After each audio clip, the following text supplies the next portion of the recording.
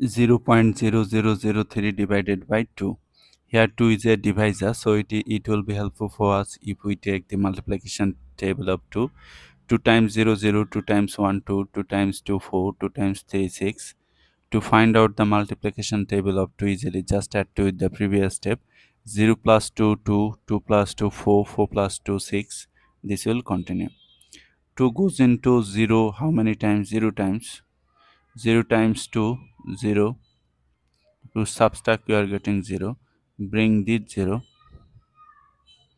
But before this 0, there is a decimal. Decimal must come to the quotient directly.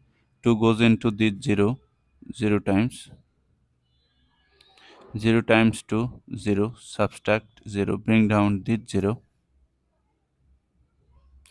2 goes into this 0, 0 times.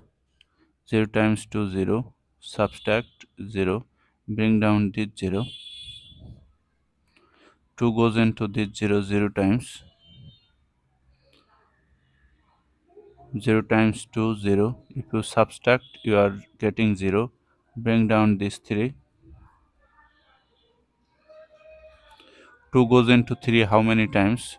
2 times 2, 4, which is greater. So 1 times, which gives us 2. Write 1. 1 times 2, 2.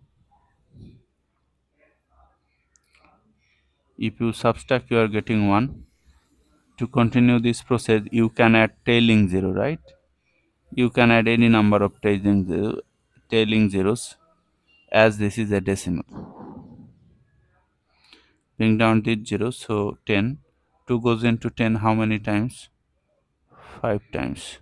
Write 5. 5 times 2, 10. Subtract 0. So our answer is 0.00015.